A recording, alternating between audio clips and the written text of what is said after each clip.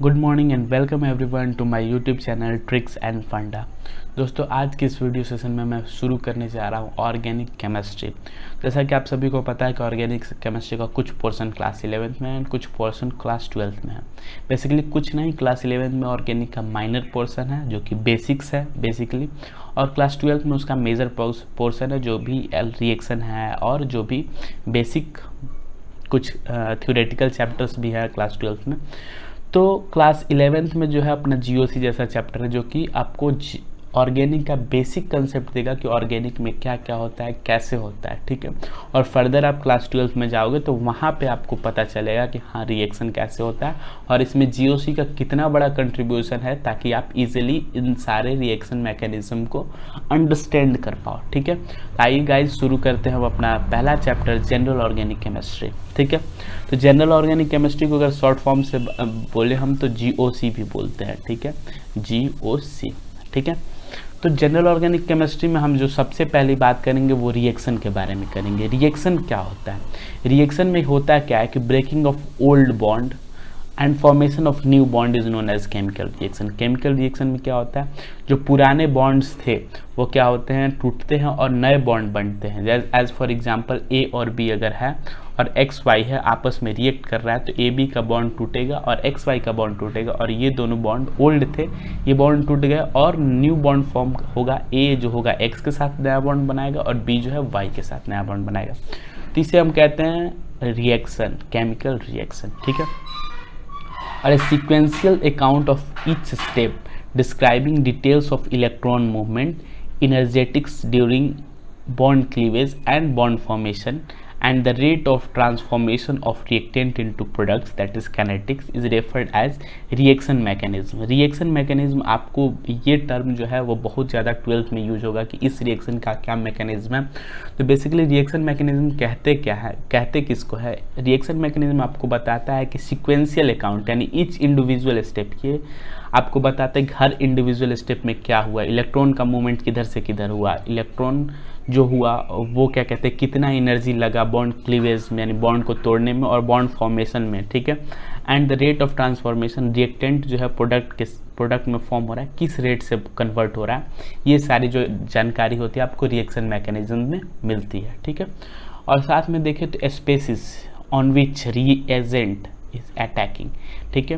तो आप chemical reaction में अगर बात करेंगे तो एक होता है ऐसा स्पेसिस जिस पे अटैक होता है, कोई दूसरा स्पेसिस आके उस पर अटैक करता है, ठीक है। तो species on which reagent is attacking known as substrate और रिएक्टेंट, ठीक है। तो अगर एज फॉर एग्जांपल अगर इसके लिए अभी के लिए मान ले कि ए बी अपना क्या है सॉरी, ए बी क्या है अपना, ए बी जो है वो सबस्ट्रेट एंड और या फिर रिएक्टेंट बोल लो। तो इसका मतलब क्या है कि इस पे एक्स वाई जो होगा अटैक करेगा, और जिस पे अटैक होता है वो होता है सबस्ट्रेट और जो अटैक करता है वो होता है रिएजेंट। यानी species on which reagent is attacking known as substrate और रिएक्टेंट, और species which attack on substrate, जो सबस्ट्रेट पे अटैक करता है उसे हम बोलते हैं रिएजेंट। तो दो ही टर्म है, एक तो सबस्ट्रेट हो गया और दूसरा क्या हो गया, रिएजेंट हो गया, ठीक है। अब आप देखो कि अगर रिएक्शन में बॉन्ड टूट रहा है, ठीक है, तो यानी कि बॉन्ड क्लीवेज हो रहा है, तो कितने टाइप से बॉन्ड क्लीवेज पॉसिबल है, ठीक है। तो types of cleavage of bond cleavage कितने टाइप से पॉसिबल है? तो दो टाइप से बॉन्ड क्लीवेज पॉसिबल है, that is heterolytical cleavage and homolytical cleavage, यानी कि हेट्रोलैटिकल एंड होमोलैटिकल, ठीक है। ये आप देखो कैसे होता है। As for example C and Z के बीच बॉन्ड बना हुआ है, ठीक है। सी ने अपना एक इलेक्ट्रॉन दे रखा है जिसे हमने डॉट से रिप्रेजेंट किया, और जेड का अपना एक इलेक्ट्रॉन डोनेशन है इस बॉन्ड में जिसे हमने क्रॉस से रिप्रेजेंट किया है, ठीक है। तो अब इसमें हेट्रोलैटिकल और होमोलैटिकल क्लीवेज कैसे हो सकता है, ठीक है। हेट्रोलैटिकल क्लीवेज दो तरीके से हो सकता है। या तो कभी क्या होगा, हेट्रोलैटिकल क्लीवेज में बेसिकली होता है अनइवन डिस्ट्रीब्यूशन ऑफ इलेक्ट्रॉन, ठीक है। यानी कि जो भी बॉन्ड फॉर्मेशन में दो इलेक्ट्रॉन है दोनों का अनइक्वल डिस्ट्रीब्यूशन कर दिया जाए, या तो दोनों का दोनों जो है इलेक्ट्रॉन जेड के पास आ जाए, या फिर दोनों का दोनों इलेक्ट्रॉन क्या हो जाए, कार्बन के पास आ जाए, ठीक है। तो इसे हम बोलते हैं हेट्रोलैटिकल फिजन या फिर आयोनिक क्लीवेज भी इसे बोलते हैं, ठीक है। और दूसरा जो हो गया होमोलैटिकल फिजन या फिर अनआयोनिक क्लीवेज में क्या होता है, जो भी दो इलेक्ट्रॉन है इस बॉन्ड में, इसका इक्वल डिस्ट्रीब्यूशन हो, और इक्वल डिस्ट्रीब्यूशन यानी एक इलेक्ट्रॉन कार्बन के पास और एक इलेक्ट्रॉन जेड के पास, ठीक है। और थोड़ा सा देखेंगे इसके बारे में, ठीक है। तो अगर हम पहला एग्जांपल ले तो cleavage in which unequal distribution of electrons takes place during the bond cleavage is known as heterolatical cleavage, ठीक है। अनइक्वल हो रहा है, ठीक है। Due to unequal distribution electron ions are formed, ये ज़्यादा इंपॉर्टेंट है, अनइक्वल डिस्ट्रीब्यूशन से आयन बनते हैं, ठीक है। That's why it is also known as ionic cleavage और हेट्रोलैटिकल क्लीवेज, ठीक है। इसी वजह से इसको आयनिक क्लीवेज के भी नाम से जाना जाता है। अब आयंस कैसे फॉर्म होते हैं, किस पे पॉजिटिव चार्ज आएगा, किस पे निगेटिव चार्ज आएगा, वो हम देख लेते हैं। अगर सी जेड है के बीच का बॉन्ड है और अगर टूट रहा है, ठीक है, तो अगर एक कंडीशन आप मान लो कि Z के पास दोनों इलेक्ट्रॉन चला गया, ठीक है, तो Z के पास दोनों इलेक्ट्रॉन चला गया, तो ये आप मान लो कि Z के पास पहले से खुद का एक इलेक्ट्रॉन था उस बॉन्ड में, ठीक है, लेकिन इसने क्या किया, कार्बन का भी इलेक्ट्रॉन अपने पास ले लिया, ठीक है। तो जैसे ही कार्बन का इलेक्ट्रॉन इसने अपने पास लिया तो ये क्या हो गया, कर्जदार हो गया, एक्सेप्टर हो गया। और एक्सेप्टर लोगों के पास क्या साइन होता है, निगेटिव साइन होता है, ठीक है। उसी तरह अगर अब कार्बन की बात करें तो कार्बन ने अपना इलेक्ट्रॉन भी दे दिया है जेड को, दैट्स वाई ये डोनर हो गया, दानी हो गया, ठीक है। और डोनर लोगों के पास क्या होता है, पॉजिटिव साइन होता है, तो ये आप याद रखना। सिमिलरली अगर सेकंड केस की बात करें, मान लो कि जेड डोनर होता है, यानी जेड अपना इलेक्ट्रॉन कार्बन को दे देता है, बॉन्ड फॉर्मेशन वाला इलेक्ट्रॉन, तो जेड के पास पॉजिटिव चार्ज आएगा और कार्बन के पास निगेटिव चार्ज आएगा, ठीक है। दूसरा केस देखते हैं, ये तो ए केस था। बी केस कह रहा है कि cleavage in which equal distribution of electrons takes place during the chemical reaction is known as heterolatical cleavage, sorry homolatical cleavage। homolatical cleavage क्या होता है, जिसमें इक्वल डिस्ट्रीब्यूशन होता है किसका, इलेक्ट्रॉन्स का, ड्यूरिंग बॉन्ड क्लीवेज, ठीक है। और फिर ये वही बातें लिख रखी हैं, due to equal distribution of electrons without charge unpaired electron species are formed, यानी अनपेयर्ड इलेक्ट्रॉन स्पेसिस फॉर्म होते हैं, जिसके पास एक अनपेयर्ड इलेक्ट्रॉन हो गया, ठीक है, और इसके पास भी एक अनपेयर्ड इलेक्ट्रॉन हो गया, बट ये दोनों के दोनों स्पेसिस क्या होते हैं, न्यूट्रल होते हैं, which is known as free radical, और इन्हीं को हम क्या बोलते हैं, फ्री रेडिकल बोलते हैं, ठीक है। That's it. और इसे हम अगर दूसरा नाम दे तो अनआयोनिक क्लीवेज भी बोलते हैं या फिर होमोलैटिकल फिजन भी बोलते हैं, ठीक है। बाई बोथ क्लीवेज, आयोनिक हो या नॉन आयोनिक, दोनों ही क्लीवेज से 3 types of species are formed, 3 type के स्पेसिस बने, आप यहाँ पे देख सकते हो, ठीक है। एक स्पेसिस जिसके पास पॉजिटिव चार्ज है, दूसरा स्पेसिस जिसके पास निगेटिव चार्ज है, और तीसरा स्पेसिस जो बेसिकली न्यूट्रल है बट उसके पास एक अनपेयर्ड इलेक्ट्रॉन है। यानी कि टोटल 3 टाइप के स्पेसिस बने, कौन कौन से, that is first one is one carrying positive charge, ठीक है, एक पॉजिटिव चार्ज कैरी कर रहा है, अदर कैरिंग निगेटिव चार्ज, एक निगेटिव चार्ज कैरी कर रहा है, and third one is neutral with unpaired electron, third one जो है वो न्यूट्रल है और अनपेयर्ड इलेक्ट्रॉन के साथ है, इसे हम बोलते हैं रिएक्शन इंटरमीडिएट, ठीक है। तो बेसिकली 3 मेजर इंटरमीडिएट फॉर्म हो गए अपने पास, दैट इज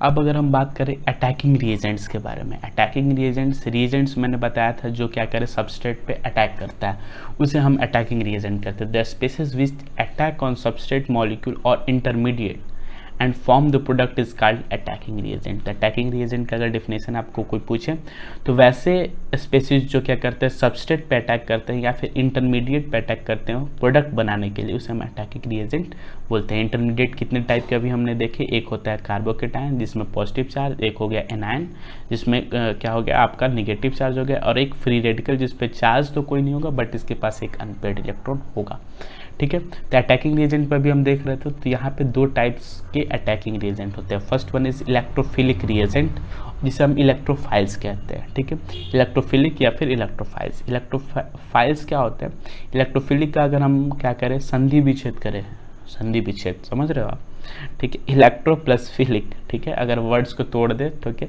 तो इलेक्ट्रो प्लस फिलिक वर्ड से ये बना है इलेक्ट्रोफिलिक, ठीक है। इलेक्ट्रो मतलब आपको पता चल रहा है दैट इज इलेक्ट्रॉन, और फिलिक मतलब होता है लविंग, यानी ये ऐसे रिएजेंट्स होते हैं जिनको इलेक्ट्रॉन पसंद है, जहाँ पे इलेक्ट्रॉन डेंसिटी ज़्यादा होगी वहाँ पे ये लोग जाके अटैक कर देंगे। तो ये आपके रिएक्शन मैकेनिज्म में बहुत इंपॉर्टेंट कंसेप्ट होगा, जिससे आप हमेशा इलेक्ट्रोफाइल का अटैक वहीं पर कराओगे जहाँ पे इलेक्ट्रॉन डेंसिटी ज़्यादा होगी, ठीक है। The reagent which attack on negative of the molecule और loves electrons are called electrophiles. Electrophiles का अगर डेफिनेशन अगर आपसे पूछे तो ये ऐसे रिएजेंट होते हैं जो चाहते हैं अटैक करना इलेक्ट्रॉन पे या फिर मॉलिक्यूल के निगेटिव पोर्शन पे जहाँ पे इलेक्ट्रॉन डेंसिटी ज़्यादा हो, ठीक है। इलेक्ट्रोफाइल्स में बी पॉजिटिवली चार्ज और इलेक्ट्रॉन डेफिशिएंट मॉलिक्यूल्स, ठीक है। तो इलेक्ट्रोफाइल्स कैसे हो सकते हैं? इलेक्ट्रोफाइल्स पॉजिटिवली चार्ज हो सकते हैं या फिर कुछ ऐसे मॉलिक्यूल जिनके पास इलेक्ट्रॉन की डिफिशियंसी है, ठीक है। तो आप इलेक्ट्रोफाइल्स का एग्जांपल देखो जिसको हमने कुछ कैटेगरी में बांट रखा है, that is positively charge electrophiles. Electrophiles जिनके पास पॉजिटिवली चार्ज है वो सारे के सारे पॉजिटिवली चार्ज जो होते हैं वो इलेक्ट्रोफाइल हो सकते हैं, प्रोवाइडेड दैट उनका ऑक्टेट कंप्लीट ना हो, ठीक है। जैसे कि H+ हो गया, SO3 जिसमें सल्फर पे प्लस चार्ज है, NO+ जिसपे नाइट्रोजन पे प्लस चार्ज है, NO2+, ठीक है, हेलोजन पे प्लस चार्ज, R पे प्लस चार्ज। ये हो गया अपना फिनाइल, बेंजीन रिंग और बेंजीन रिंग पे ये इसे अब डाइसोनियम सॉल्ट कहते हैं, ठीक है। और ये हो गया CH2 पे प्लस, ठीक है, और फिर CH3 C पे प्लस डबल बॉन्ड O और ये जो भी हो गया, ठीक है। यानी कि ये सारी की सारी चीज़ें जो है जिन पे पॉजिटिव चार्ज है और उनका ऑक्टेट कंप्लीट नहीं है वो इलेक्ट्रोफाइल की तरह यूज किया जा सकता है। तो ऑक्टेट कंप्लीट ना होना एक बहुत अच्छा कंसेप्ट है अगर आप इलेक्ट्रोफाइल यूज करना चाहते हैं। और अगर आपको कोई ऐसा कंपाउंड दे दिया गया जिसमें आपको बताना है कि कौन सा इलेक्ट्रोफाइल की तरह यूज होगा तो उनका ऑक्टेट कंप्लीट ना हो और पॉजिटिव चार्ज हो, ठीक है, तो वो हो गया पॉजिटिवली चार्ज। न्यूट्रल इलेक्ट्रोफाइल्स क्या होता है? जो विच पोजेसेस इलेक्ट्रॉन डिफिशियंसी, जिनका ऑक्टेट तो आपको लगेगा कि कंप्लीट है या फिर समवेयर कंप्लीटेड है या फिर कंप्लीट नहीं होगा, ठीक है, बट उनके पास इलेक्ट्रॉन की डिफिशियंसी कहीं ना कहीं बनी रहेगी, ठीक है। जैसे कि आप देखो ऑल लेविस एसिड, सारे लेविस एसिड जैसे कि BF3, ठीक है, BF3 बेसिकली क्या होता है? B बोरोन हो गया, 3 फ्लोरीन जो होते हैं एटम्स इनके साथ लगे हुए होते हैं। तो बेसिकली इनके पास एक वैकेंट ऑर्बिटल होता है जो वैकेंट ऑर्बिटल ये बताता है कि हमारे पास डिफिशियंसी है। उसी तरह AlCl3, ठीक है, SO3। अब यहाँ पे एक देखो SO3 के पास डिफिशियंसी वैकेंट ऑर्बिटल की वजह से नहीं है। SO3 अगर आप देखो यहाँ पे SO3 सल्फर जो है ऑक्सीजन फैमिली से बिलोंग करता है, जिसके पास टोटल आउटर ऑर्बिट पे कितने इलेक्ट्रॉन होने चाहिए थे? बताइए कितने होने चाहिए थे? 6 इलेक्ट्रॉन, और 6 के साथ इसने बॉन्ड बना लिया। तो यहाँ पे ऑक्टेट रूल ये तो वॉयलेट कर रहा है। एक चीज़ मैं आपको बता दूँ, ऑक्टेट रूल आपको बहुत प्राइमरी चीज़ है, ठीक है, मस्ट प्राइमरी चीज़ है, बट इसको फॉलो करने वाले जो एलिमेंट्स होते हैं 1 to 20 एटॉमिक नंबर तक ही हैं, ठीक है। 1 to 20 एटॉमिक नंबर तक ही जो एलिमेंट्स होते हैं वो ऑक्टेट रूल को फॉलो करते हैं। देन आफ्टर बाकी सारे एलिमेंट्स के पास ये राइट है कि वो ऑक्टेट रूल को वॉयलेट कर सके। रीजन उनके पास क्या होता है? एक्सपेंडेड ऑर्बिटल होता है। एक्सपेंडेड ऑर्बिटल मैं आपको अच्छे से बताऊंगा, अभी बस यही समझ लो कि 1 से 20 एलिमेंट जो होते हैं वही होते हैं जो ऑक्टेट रूल को स्ट्रिक्टली फॉलो करते हैं। बाकी सबके पास ये राइट होता है कि वो ऑक्टेट रूल को वॉयलेट कर सके, ठीक है। तो यहाँ पे आप देखोगे तो टोटल इसके पास कितने इलेक्ट्रॉन हो गए? टोटल इसके पास जो इलेक्ट्रॉन हो गए वो सल्फर कितने बॉन्ड बना ले रखा है? 6 बॉन्ड बना रखा है। तो टोटल 6 इलेक्ट्रॉन्स इसके पास बॉन्ड फॉर्मेशन में चले गए। इसके टोटल 6 इलेक्ट्रॉन बॉन्ड फॉर्मेशन में चले गए, ठीक है। तो यानी कि मैं ये अगर बोलूँ तो इसके पास टोटल इलेक्ट्रॉन्स अगर काउंट किया जाए तो 12 टोटल इलेक्ट्रॉन्स हो जाएंगे, दैट्स इट। लेकिन ये ऑक्टेट रूल को वॉयलेट कर रहा है, लेकिन फिर भी इसके पास डिफिशियंसी है। क्यों है? क्योंकि ऑक्सीजन का जो इलेक्ट्रोनिगेटिविटी होता है सल्फर से ज़्यादा होता है, और ऑक्सीजन सारे के सारे इलेक्ट्रॉन, बॉन्डेड इलेक्ट्रॉन को अपनी तरफ खींच रहा होगा। ऑक्सीजन क्या कर रहा होगा? सारे बॉन्डेड इलेक्ट्रॉन को अपनी तरफ खींच रहा होगा, और सल्फर के पास वैकेंसीज छोड़ रहा होगा। वैकेंसी यानी उसको कमी महसूस हो रही होगी, ठीक है, इलेक्ट्रॉन्स की, क्योंकि ऑक्सीजन ने सारे के सारे इलेक्ट्रॉन्स अपनी तरफ खींच रखे हैं, ठीक है। दैट्स वाई ये सारे के सारे जो होते हैं लेविस एसिड जो होते हैं वो इलेक्ट्रॉन डेफिशिएंट होते हैं। कुछ neutral atoms that accept electrons from the substrate, कुछ न्यूट्रल एटम भी होते हैं जो क्या करते हैं? एक्सेप्ट करते हैं इलेक्ट्रॉन्स का।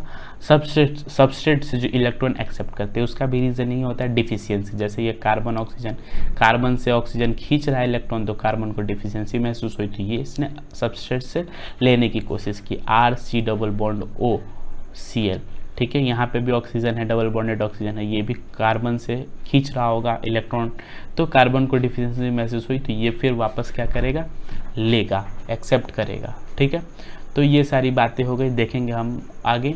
ठीक है,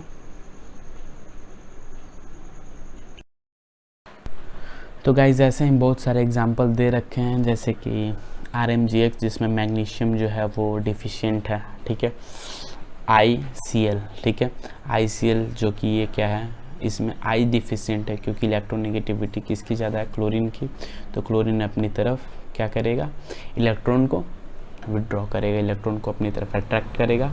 ठीक है, और I के पास डिफिशियंसी रह जाएगी। ठीक है, तो बाकी सारे आप एग्जांपल देख लेना, मैं ये एग्जांपल बेसिकली आपको समझाने जा रहा हूँ। R single bond O H और O पे फिर एक double single bonded H and O पे पॉजिटिव चार्ज। इसमें बताओ डिफिशिएंट एटम कौन सा है। ठीक है, तो बहुत सारे लोग इसमें कंफ्यूज हो जाएंगे और वो बोल देते हैं कि डिफिशिएंट एटम जो है वो क्या है, डिफिशिएंट एटम अपना क्या है, ऑक्सीजन है। ठीक है, ऑक्सीजन डिफिशिएंट है, लेकिन नहीं, ये सरासर गलत है। ठीक है, पॉजिटिव चार्ज का मतलब डिफिशियंसी, ऑलवेज डिफिशियंसी नहीं होता है। मैंने पिछले भी केस में बताया था कि पॉजिटिव चार्ज साथ में ऑक्टेट इनकम्प्लीट हो तब जाके हम डिफिशियंसी डिसाइड करते हैं। ठीक है, आप यहाँ पे देखो, ठीक है, ऑक्सीजन पे पॉजिटिव चार्ज है, लेकिन क्या ऑक्सीजन का ऑक्टेट पूरा है? हाँ, ऑक्सीजन का ऑक्टेट पूरा है। आप इलेक्ट्रॉन काउंट कर लो, 3 ऑक्टेट, वैसे ही ऑक्सीजन के पास 6 इलेक्ट्रॉन, जिसमें से 3 इलेक्ट्रॉन इसने बॉन्ड बनाने में यूज कर दी, तो 3 के बदले से 6 इलेक्ट्रॉन मिल गया, बच गए इसके पास 3 इलेक्ट्रॉन। ठीक है, जो एक इलेक्ट्रॉन इसने डोनेट करके पॉजिटिव चार्ज ले लिया, तो ओवरऑल बच गए 2 इलेक्ट्रॉन, यानी टोटल जो इलेक्ट्रॉन हो गए इसके पास 8 इलेक्ट्रॉन हो गए, यानी ऑक्सीजन का ऑक्टेट कंप्लीट है।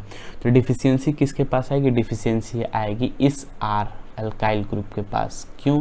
क्योंकि ये ऑक्सीजन वैसे ही क्या था, इलेक्ट्रोनेगेटिविटी ज़्यादा थी इसकी। अब ये ऑक्सीजन पे एक पॉजिटिव चार्ज उसको बिल्कुल ही अच्छा नहीं लगेगा। ठीक है, और दैट्स वाई ये क्या करेगा, इस पे एक डिफिशियंसी छोड़ जाएगा। क्यों? क्योंकि ये फर्दर अपने इस बॉन्डेड इलेक्ट्रॉन को R और O के बीच बॉन्डेड इलेक्ट्रॉन को विड्रॉ करने की कोशिश करेगा। तो ये ढेर सारे एग्जाम्पल है और सब में क्या है, स्टार से स्टार मार के इंडिकेट कर दिया गया है कि कौन सा एटम एक्सेप्ट करेगा इलेक्ट्रॉन को, यानी कि कौन सा एटम डिफिशिएंट है। ठीक है, फिर मूव ऑन करते हैं हम अगले पॉइंट पे, that is free radical. Free radical क्या होता है आपको पता चल गया। फ्री रेडिकल कैसे बनता है, होमोलैटिक क्लीवेज से बनता है। ठीक है, फ्री रेडिकल कार्बिन एंड नाइट्रिन, कार्बिन और नाइट्रिन के बारे में आगे डिटेल में बात करेंगे। फिलहाल आप नाम याद रखो, कार्बिन और नाइट्रिन और फ्री रेडिकल ये सारे के सारे इलेक्ट्रोफाइल्स की तरह एक्ट करते हैं। ठीक है, कुछ रिएजेंट ऐसे हैं जो इलेक्ट्रोफिलिक सेंटर शो करते हैं, तो रिएजेंट है और ये इलेक्ट्रोफिलिक सेंटर की अगर मैं बात करूं, तब जैसे कि HF है, HCl है, HBr है, HI है, तो इसमें इलेक्ट्रोफिलिक सेंटर की अगर मैं बात करें, ठीक है, तो H जो होगा इलेक्ट्रोफिलिक सेंटर होगा, क्योंकि इन सारे का जो इलेक्ट्रोनेगेटिविटी है वो ज़्यादा है। ठीक है, HOCl में क्या होगा, HOCl में क्या, ऑक्सीजन की इलेक्ट्रोनेगेटिविटी ज़्यादा है, तो ऑक्सीजन तो हाइड्रोजन से लेगा ही नहीं, क्योंकि हाइड्रोजन तो भाई ऐसे ही गरीब है। तो डिफिशियंसी ज़्यादा किसके पास होगी, क्लोरीन के पास, similarly bromine.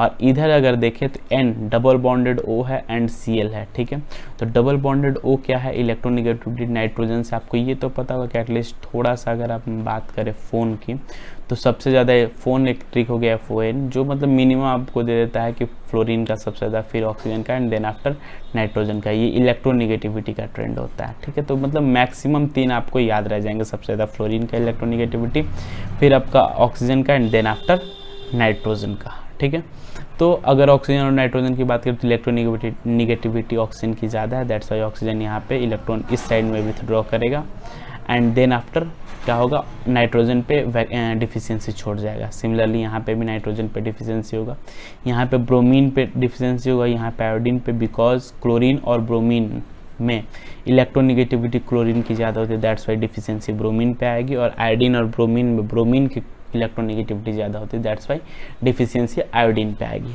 That's all about electrophilic centre. तो इलेक्ट्रोफिलिक सेंटर का मेन मोटिव क्या है, डिफिशियंसी। डिफिशियंसी जहाँ ज़्यादा होगी वहाँ वो जो होगा एटम वो इलेक्ट्रॉन डिफिशिएंट होगा और उसकी टेंडेंसी जो होगी इलेक्ट्रॉन पे अटैक करने की, सबस्ट्रेट पे अटैक करने की ज़्यादा होगी। सिमिलरली अगर हम बात करें न्यूक्लियोफिलिक रिएजेंट्स और न्यूक्लियोफाइल्स के बारे में, न्यूक्लियोफिलिक रिएजेंट्स या न्यूक्लियोफाइल के बारे में अगर मैं बात करूं तो विच attack on positive site of the substrate और लॉव न्यूक्लियस, ठीक है, यानी कि वैसे रिएजेंट जो क्या करे पॉजिटिव साइट यानी कि वैकेंसी पे अटैक करे या फिर न्यूक्लियस को पसंद करे, ठीक है, यानी कि न्यूक्लियोफिलिक का अगर हम क्या करें संधि विच्छेद करें इंग्लिश में, ठीक है, तो न्यूक्लियो एंड फाइलस, ठीक है, न्यूक्लियोफाइल्स, न्यूक्लियो और फाइल्स, ठीक है, न्यूक्लियो मतलब न्यूक्लियस और फाइल्स मतलब लविंग, यानी कि न्यूक्लियस को पसंद करने वाले या फिर वैसे साइट जहाँ पे पॉजिटिव चार्ज हो, यानी इलेक्ट्रॉन की पॉजिटिव चार्ज होना मतलब इलेक्ट्रॉन की डिफिशियंसी। अब ये नहीं कि न्यूक्लियोफाइल कहाँ पे आना पसंद करेगा, इस ऑक्सीजन पे आना पसंद करेगा, नहीं, इस ऑक्सीजन पे न्यूक्लियोफाइल आना पसंद नहीं करेगा क्योंकि यहाँ पे पॉजिटिव चार्ज होता है, बट आना पसंद नहीं करेगा क्योंकि यहाँ पे डिफिशियंसी नहीं है। यहाँ पे मेन जो न्यूक्लियोफाइल का अटैकिंग पोजीशन होता है वो इलेक्ट्रॉन डिफिशियंट जगह पे होता है। तो ये आप याद रखना, एक वर्ड की बात है, इलेक्ट्रॉन डिफिशियंट पे क्या करता है न्यूक्लियोफाइल अटैक करता है और इलेक्ट्रॉन रिच पे इलेक्ट्रोफाइल अटैक करता है जहाँ पे इलेक्ट्रॉन डेंसिटी ज़्यादा होगी। तो न्यूक्लियोफाइल का मतलब क्या है, न्यूक्लियोफाइल में भी निगेटिवली चार्ज आयन और पोजेसेस लोन पेयर हो सकता है इलेक्ट्रॉन और donate and unshared electron pair, ठीक है। तो 3 केस है ऐसे न्यूक्लियोफाइल जो जनरली न्यूक्लियोफाइल होते हैं जो कि जिन पे क्या हो निगेटिव चार्ज हो, निगेटिव चार्ज जैसे कि H-OH-OR एंड सो ऑन, ढेर सारे एग्जाम्पल है जिनके पास क्या है निगेटिव चार्ज है, तो वो न्यूक्लियोफाइल होते हैं। सारे के सारे लेविस बेस जिनके पास लोन पेयर होता है ऑक्टेट कंप्लीट होने के बाद भी, ऑक्टेट तो कंप्लीट हो गया लेकिन फिर भी अभी लोन पेयर बचा हुआ है, तो वो सारे के सारे जो होंगे वो क्या होंगे न्यूक्लियोफाइल्स की तरह एक्ट करेंगे, ठीक है, जैसे कि H2O हो गया, ठीक है, यहाँ पे ऑक्सीजन है, यहाँ पे आपको पता होगा बेंड शेप स्ट्रक्चर होता है, ठीक है, तो ये एक लोन पेयर हो गया, ये एक लोन पेयर हो गया, तो 2 लोन पेयर हो गया, तो आप ये इसको हम लेविस बेस बोलते हैं और ये दोनों के दोनों लोन पेयर ये डोनेट कर सकता है, तो दैट्स वाई ये क्या हो गया न्यूक्लियोफाइल हो गया, ठीक है। अगला अगर हम बात करें, ठीक है, तो थर्ड हो गया आपका RMGX। ये जो हो गया बहुत इंपॉर्टेंट कंसेप्ट यहाँ पे आपको मिलेगा, ठीक है। RMGX जो हो गया वो nucleophile as well as electrophile, इसको मैं आपको ऐसे ब्रैकेट में कर रहा हूँ, सर्कल कर रहा हूँ और इस पर एक स्टार लगा रहा हूँ, इसको हम आगे डील करेंगे। RLI ये सब रिएजेंट आपको याद होने चाहिए, RLI, LiAlH4 आगे इसका काम पड़ेगा। MECN का तो वैसे कोई यूज हमको नहीं दिखता है बट शायद काम पड़ जाए। NaBH4 ये इंपॉर्टेंट रिएजेंट है। R2Zn ये इंपॉर्टेंट रिएजेंट है। R2CuLi इंपॉर्टेंट रिएजेंट है। R2CD कह सकते हो इंपॉर्टेंट है एंड Bu2ALH कह सकते हैं इंपॉर्टेंट है। यानी कि ओवरऑल इन सारे ये जो थर्ड पॉइंट है वो बहुत इंपॉर्टेंट है अपने लिए, ना ही समझने के लिए बल्कि आगे इन रिएजेंट्स का बहुत यूज आपको दिखेगा, ठीक है। तो RLI में न्यूक्लियोफिलिक साइट कौन होगा ये आप बता दो। तो न्यूक्लियोफिलिक साइट क्या होता है? न्यूक्लियोफिलिक साइट वो होता है जहाँ पे इलेक्ट्रॉन डेंसिटी ज़्यादा हो। तो R है और Li है। तो लिथियम आपको पता है कि इलेक्ट्रोपॉजिटिव एलिमेंट है, ठीक है, फर्स्ट ग्रुप का S ब्लॉक का एलिमेंट है, यानी कि इलेक्ट्रोपॉजिटिव एलिमेंट है। यानी कि इसकी टेंडेंसी क्या होगी? इसकी टेंडेंसी होगी डोनेट करने की, ठीक है। इसकी टेंडेंसी होगी क्या करने की? डोनेट करने की। और डोनेट करेगा तो ये अपना इलेक्ट्रॉन जो होगा ज़्यादा से ज़्यादा कोशिश करेगा कि मैं इस R यानी अल्काइल ग्रुप को डोनेट कर दूं, ठीक है। और जैसे ही अल्काइल ग्रुप के पास ये डोनेशन आएगा, अल्काइल ग्रुप के इलेक्ट्रॉन डेंसिटी क्या होगी? बढ़ जाएगी। इलेक्ट्रॉन डेंसिटी क्या होगी गाइस?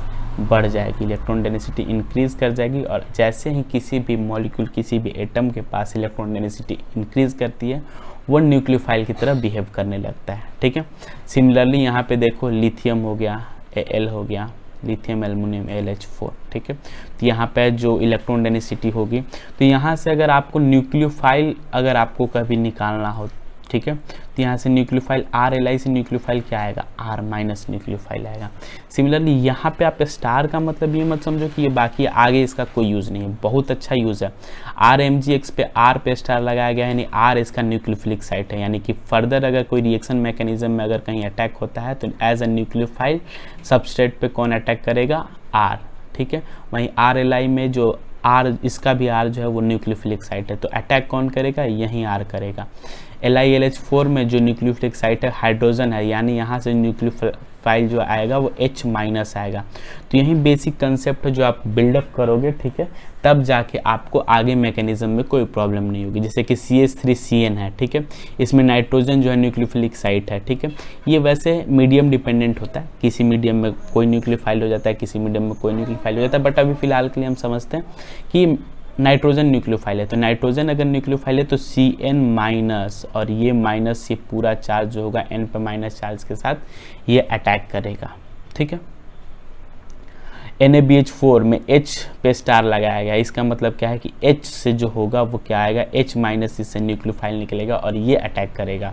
R2ZN से R न्यूक्लियोफाइल आएगा, R2CuLi से भी R माइनस न्यूक्लियोफाइल आएगा, R2CD से भी R माइनस आएगा, एंड B2Al H से आपका H भी आएगा और H माइनस भी आएगा, और ब्यूटाइल अगर आप लेना चाहें तो वो भी आएगा। तो दोनों के दोनों न्यूक्लियोफाइल आएंगे, ठीक है।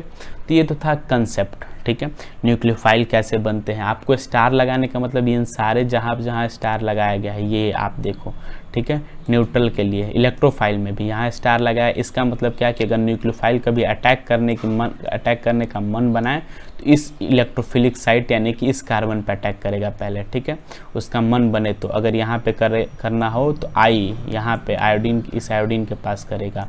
अगर यह RMgX में अगर कोई न्यूक्लियोफाइल अटैक करता है तो Mg पे करेगा, बट RMgX अगर खुद एक न्यूक्लियोफाइल की तरह बिहेव करेगा तो वो जो होगा उसका R वाला पोर्शन यानी एल्काइल वाला पोर्शन न्यूक्लियोफाइल की तरह बिहेव करेगा।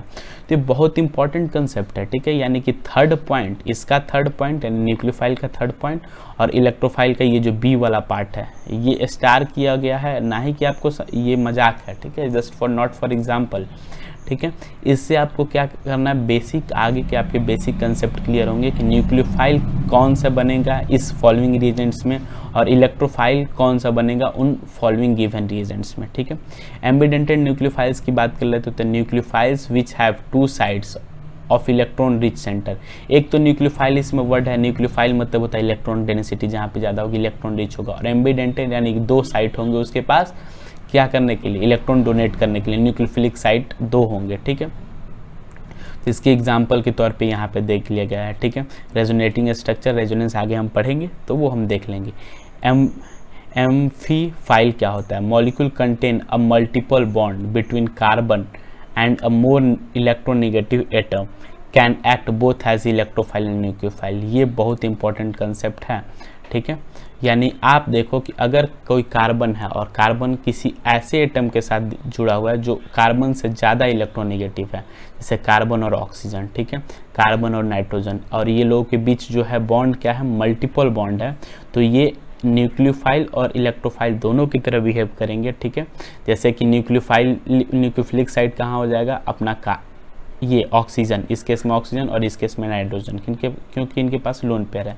वहीं अपना इलेक्ट्रोफिलिक साइड कौन हो जाएगा इन दोनों केस में, कार्बन। क्यों, क्योंकि कार्बन की इलेक्ट्रोनेगेटिविटी कम है और कार्बन के पास डिफिशियंसी छोड़ के जाएंगे ये दोनों ऑक्सीजन और नाइट्रोजन। दैट्स वाई एम्फीफाइल जो होते हैं वो ऐसे मॉलिक्यूल्स, ऐसे क्या होते हैं,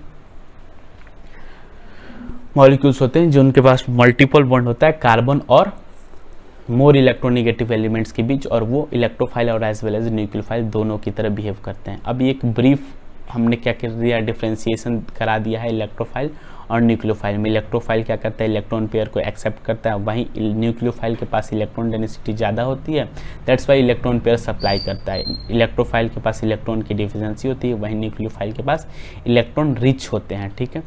इलेक्ट्रोफाइल, ये स्टार पॉइंट है, electrophile attack the point where of high electron density. क्योंकि इलेक्ट्रोफाइल के पास इलेक्ट्रॉन डेंसिटी की कमी है तो वो कहाँ अटैक करेंगे, वो अटैक उस जगह पे करेंगे जहाँ पे इलेक्ट्रॉन डेंसिटी जो होगी हाई होगी।